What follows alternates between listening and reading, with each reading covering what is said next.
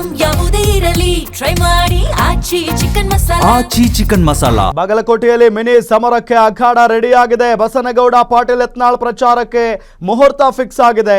3 ದಿನಗಳ ಕಾಲ ಪ್ರಚಾರದಲ್ಲಿ ಭಾಗಿಯಾಗಲಿದ್ದಾರೆ ಬಸನಗೌಡ ಪಾಟೀಲ್ ಯತ್ನಾಳ್. ಏಪ್ರಿಲ್ 2ರಿಂದ ಪ್ರಚಾರದ ಕಣಕ್ಕಿಳಿಯಲಿದ್ದಾರೆ ಬಿಜೆಪಿಯ ಉಚ್ಚಾಟಿತ ಶಾಸಕ. ವಿಚಿತ್ರ ಇದು, ಯಾಕೆಂದ್ರೆ ಬಿಜೆಪಿಯಿಂದ ಉಚ್ಚಾಟನೆಗೊಂಡಿದ್ದಾರೆ ಬಸನಗೌಡ ಪಾಟೀಲ್ ಯತ್ನಾಳ್ ಅವರು. ಆದ್ರೂ ಕೂಡ ಬಿಜೆಪಿಯ ಅಭ್ಯರ್ಥಿಯ ಪರವಾಗಿ ಪ್ರಚಾರಕ್ಕೆ ಬರ್ತಾ ಇದ್ದಾರೆ ಅವರು.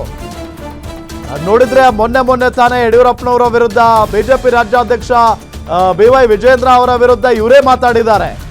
ಈಗ ಅದೇ ಪಾರ್ಟಿಯ ಅಭ್ಯರ್ಥಿಯ ಪರವಾಗಿ ಬಸನಗೌಡ ಪಾಟೀಲ್ ಯತ್ನಾಳ್ರು ಪ್ರಚಾರಕ್ಕೆ ಬರ್ತಾ ಇದ್ದಾರೆ. ರಾಜಕಾರಣ ಇದು, ರಾಜಕಾರಣ. ಬಿಜೆಪಿಯಿಂದ ಹೊರಗೆ ಹಾಕಿದ್ರು ಕೂಡ ಅವ್ರ ಮನಸ್ಸು ಎಲ್ಲ ಬಿಜೆಪಿ ಕಡೆನೇ ಇದೆ, ಬೇರೆ ಆಪ್ಷನ್ ಇಲ್ಲವಲ್ಲ.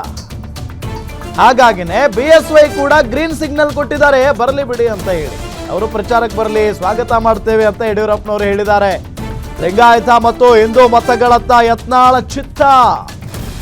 ಈ ಕಟ್ಟ ಹಿಂದುತ್ವವಾದಿಗಳಿರ್ತಾರೆ, ಈ ಹಿಂದುತ್ವ ಕಾರ್ಯಕರ್ತರು ಇರ್ತಾರಲ್ಲ, ಅವ್ರನ್ನೆಲ್ಲ ಆ ಮತಗಳನ್ನ ಸೆಳೆಯೋಕೆ ಇಂಥವರೇ ಬೇಕು. ಬಸನಗೌಡ ಪಾಟೀಲ್ ಯತ್ನಾಳ್ ಅಂತವರು, ಅನಂತಕುಮಾರ್ ಹೆಗಡೆ ಅಂತವರು.